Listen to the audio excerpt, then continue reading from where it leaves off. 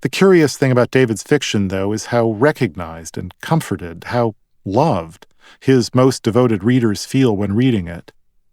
To the extent that each of us is stranded on his or her own existential island. And I think it's approximately correct to say that his most susceptible readers are ones familiar with the socially and spiritually isolating effects of addiction or compulsion or depression. We gratefully seized on each new dispatch from that farthest away island which was David. At the level of content, he gave us the worst of himself. He laid out, with an intensity of self-scrutiny worthy of comparison to Kafka and Kierkegaard and Dostoevsky, the extremes of his own narcissism, misogyny, compulsiveness, self-deception, dehumanizing moralism and theologizing, doubt in the possibility of love, and entrapment in footnotes within footnotes self-consciousness. At the level of form and intention, however, this very cataloging of despair about his own authentic goodness is received by the reader as a gift of authentic goodness. We feel the love in the fact of his art, and we love him for it. David and I had a friendship of compare and contrast and, in a brotherly way, compete. A few years before he died, he signed my hardcover copies of his two most recent books. On the title page of one of them, I found the traced outline of his hand. On the title page of the other was an outline of an erection so huge that it ran off the page, annotated with a little arrow and the remark, "Scale 100%. I once heard him enthusiastically describe in the presence of a girl he was dating, someone else's girlfriend, as his paragon of womanhood. David's girl did a wonderfully slow double take and said, "What?" Whereupon David, whose vocabulary was as large as anybody's in the Western Hemisphere, took a deep breath and, letting it out, said, "I'm suddenly realizing that I've never actually known what the word paragon means." He was lovable the way a child is lovable, and he was capable of returning love with a childlike purity. If love is nevertheless excluded from his work, it's because he never quite felt that he deserved to receive it. He was a lifelong prisoner on the island of himself. What looked like gentle contours from a distance were in fact sheer cliffs. Sometimes only a little of him was crazy, sometimes nearly all of him, but as an adult he was never entirely not crazy. What he'd seen of his id while trying to escape his island prison by way of drugs and alcohol, only to find himself even more imprisoned by addiction, seems never to have ceased to be corrosive of his belief in his lovability. Even after he got clean, even decades after his late adolescent suicide attempt, even after his slow and heroic construction of a life for himself, he felt undeserving. And this feeling was intertwined, ultimately to the point of indistinguishability, with the thought of suicide, which was the one sure way out of his imprisonment. Surer than addiction, surer than fiction, and surer, finally, than love. We who were not so pathologically far out on the spectrum of self-involvement, we dwellers of the visible spectrum who could imagine how it felt to go beyond Violet, but were not ourselves beyond it, could see that David was wrong not to believe in his lovability, and could imagine the pain of not believing in it. How easy and natural love is if you are well, and how gruesomely difficult, what a philosophically daunting contraption of self-interest and self-delusion love appears to be, if you are not. And yet one of the lessons of David's work, and for me of being his friend, is that the difference between well and not well is in more respects a difference of degree than of kind.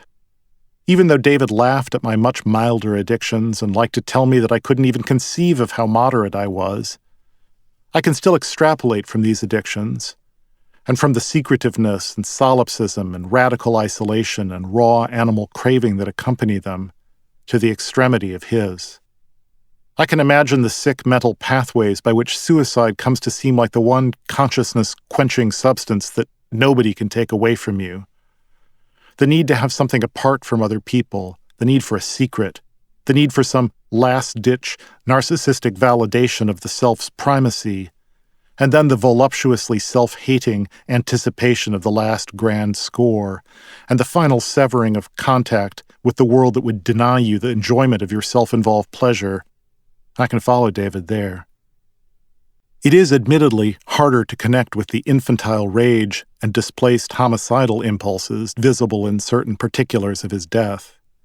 But even here I can discern a funhouse mirror Wallace logic, a perverse sort of yearning for intellectual honesty and consistency.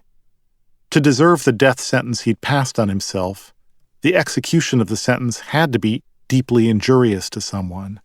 To prove once and for all that he truly didn't deserve to be loved, it was necessary to betray as hideously as possible those who loved him best, by killing himself at home and making them first-hand witnesses to his act. And the same was true of suicide as a career move, which was the kind of adulation-craving calculation that he loathed in himself and would deny, if he thought he could get away with it, that he was conscious of making, and would then, if you called him on it, laughingly or wincingly admit that, yeah, okay, he was indeed capable of making. I imagine the side of David that advocated going the Kurt Cobain route, speaking in the seductively reasonable voice of the devil in the Screwtape Letters, which was one of David's favorite books, and pointing out that death by his own hand would simultaneously satisfy his loathsome hunger for career advantage, and, because it would represent a capitulation to the side of himself that his embattled better side perceived as evil, further confirm the justice of his death sentence. This is not to say that he spent his last months and weeks in lively intellectual conversation with himself, a la Screwtape or the Grand Inquisitor. He was so sick toward the end that every new waking thought of his on whatever subject immediately corkscrewed into the same conviction of his worthlessness, causing him continual dread and pain. And yet one of his own favored tropes, articulated especially clearly in his story Good Old Neon and in his treatise on Georg Cantor, was the infinite divisibility of a single instant in time. However continually he was suffering in his last summer, there was still plenty of room in the interstices between his identically painful thoughts to entertain the idea of suicide, to flash forward through its logic, and to set in motion the practical plans, of which he eventually made at least 4, for effectuating it. When you decide to do something very bad, the intention and the reasoning for it spring into existence simultaneously and fully formed. Any addict who's about to fall off the wagon can tell you this. Though suicide itself was painful to contemplate, it became, to echo the title of another of David's stories, a sort of present to himself. Adulatory public narratives of David, which take his suicide as proof that, as Don McLean sang of Van Gogh, "This world was never meant for one as beautiful as you," require that there have been a unitary David, a beautiful and supremely gifted human being who, after quitting the antidepressant Nardil, which he'd been taking for 20 years, succumbed to major depression and was therefore not himself when he committed suicide. I will pass over the question of diagnosis, it's possible he was not simply depressive, and the question of how such a beautiful human being had come by such vividly intimate knowledge of the thoughts of hideous men. But bearing in mind his fondness for Screwtape and his demonstrable penchant for deceiving himself and others, a penchant that his years in recovery held in check but never eradicated, I can imagine a narrative of ambiguity and ambivalence truer to the spirit of his work.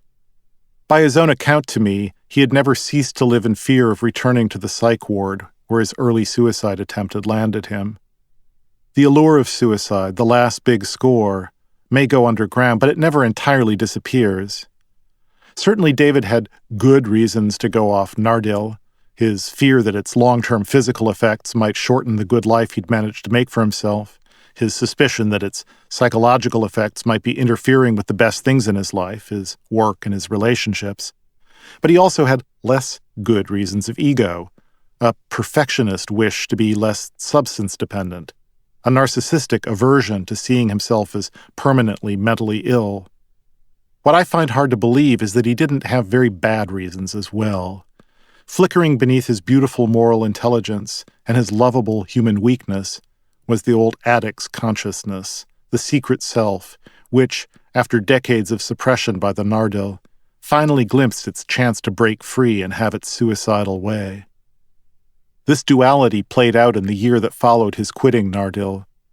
He made strange and seemingly self-defeating decisions about his care, engaged in a fair amount of bamboozlement of his shrinks, whom one can only pity for having drawn such a brilliantly complicated case, and in the end created an entire secret life devoted to suicide.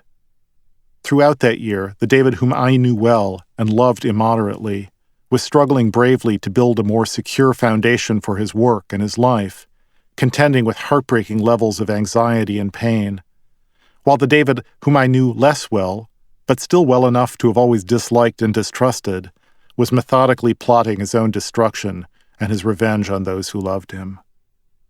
That he was blocked with his work when he decided to quit Nardil, was bored with his old tricks and unable to muster enough excitement about his new novel to find a way forward with it, is not inconsequential. He'd loved writing fiction, Infinite Jest in particular, and he'd been very explicit in our many discussions of the purpose of novels about his belief that fiction is a solution, the best solution, to the problem of existential solitude. Fiction was his way off the island, and as long as it was working for him, as long as he'd been able to pour his love and passion into preparing his lonely dispatches, and as long as these dispatches were coming as urgent and fresh and honest news to the mainland, he'd achieved a measure of happiness and hope for himself. When his hope for fiction died after years of struggle with the new novel, there was no other way out but death. If boredom is the soil in which the seeds of addiction sprout, and if the phenomenology and the teleology of suicidality are the same as those of addiction, it seems fair to say that David died of boredom. In his early story, Here and There, the brother of a perfection-seeking young man, Bruce, invites him to consider how boring it would be to be perfect, and Bruce tells us, I defer to Leonard's extensive and hard-earned knowledge about being boring, but do point out that since being boring is an imperfection, it would by definition be impossible for a perfect person to be boring. It's a good joke, and yet the logic is somehow strangulatory. It's the logic of everything and more, to echo yet another of David's titles. And everything and more is what he wanted from and for his fiction. This had worked for him before in Infinite Jest, but to try to add more to what is already everything is to risk having nothing, to become boring to yourself. A funny thing about Robinson Crusoe is that he never, in 28 years on his island of despair, becomes bored. He speaks, yes, of the drudgery of his early labors. He later admits to becoming heartily tired of searching the island for cannibals. He laments not having any pipes in which to smoke the tobacco he finds on the island, and he describes his first year of company with Friday as the pleasantest year of all the life I led in this place. But the modern craving for stimulation is wholly absent. The novel's most astonishing detail may be that Robinson makes 3 large runlets of rum or spirits last a quarter century. I would have drunk all 3 in a month just to be done with them. Although he never ceases to dream of escape, he soon comes to take a secret kind of pleasure in his absolute ownership of the island. I looked now upon the world as a thing remote, which I had nothing to do with, no expectation from, and indeed no desires about. In a word, I had nothing indeed to do with it, nor was ever like to have, so I thought it looked as we may perhaps look upon it hereafter.